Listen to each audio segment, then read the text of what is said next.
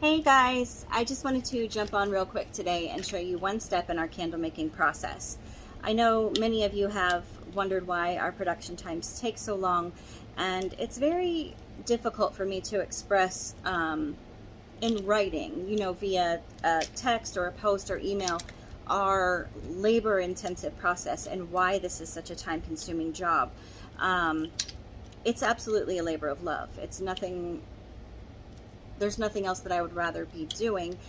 Your patience is always appreciated, and trust me, our production times is something that I have been working on for 6 years, for as long as we've been doing this. But I thought maybe if I were to show you visually just one step in the candle making process, that it could alleviate some of your questions or worries about our time. And this really only applies to my larger orders, my big shops, when they have, 500 candles that I need to get done. So this step that I am showing you is the opening and edging step.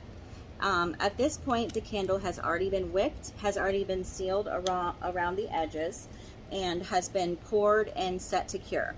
Now, when you're waiting for a candle to cure, you're not just pouring it one time. There's actually multiple pours that go into this, because as time goes on and your candle begins to harden, it does leave divots, air bubbles, pockets, things like that. So you're going to be probably pouring one candle 2 to 3 times before you have a flat base. And even still, it's not going to be completely flat. That's another step that we do here at Mystical Misty Candles that I believe enhances the quality. I know that there's some shops that don't flatten their candles, and that's fine. I just feel it's something here that we do and take pride on, because you really want to have a sturdy candle. Anyhows, so you're going to take off your mold sealer or whatever tools that you use to seal your candles. That's going to be another video, because when we first started this, there's so many options out there to seal your candles.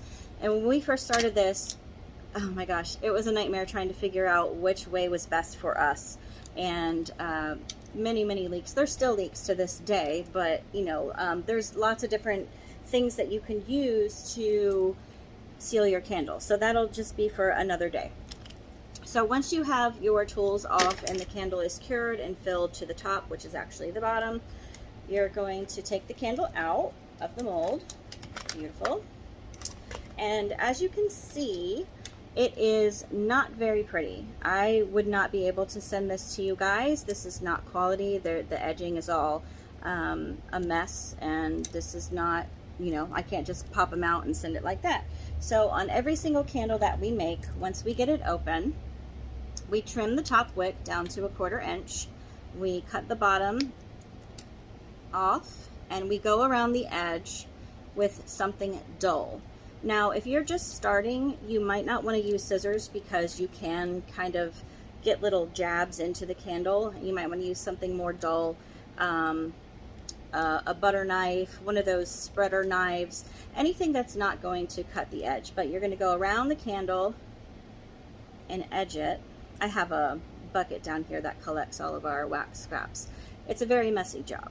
No matter how much of a neat freak that you are or ADD that you are, this is a messy job. There's there's nothing you can do to avoid a mess. So that is what the candle looks like after we have opened it, trimmed the wick to where it should be, and have edged the sides of it.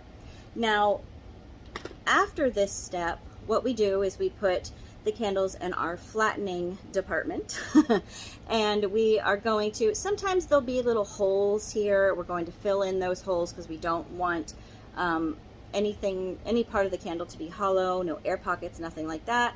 And we let that part dry, and then we flatten it on a flattener. So when you get your candle, it will have a perfectly flat base, no matter what shape it is, skull, figure, anything like that.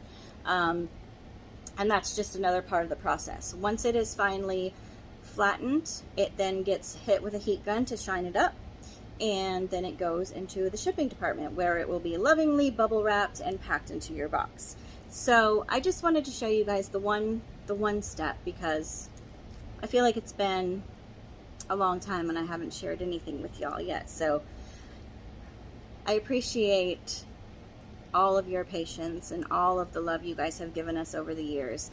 And I can't wait to get the store open. It's gonna be awesome. But keep watching our socials, because I'm probably going to do more of these videos to show you guys what it takes.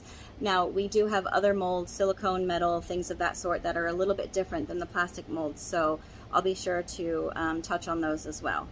But anyways, if you need any candles, you know where to go, mysticalmistycandles.com. Bye, y'all.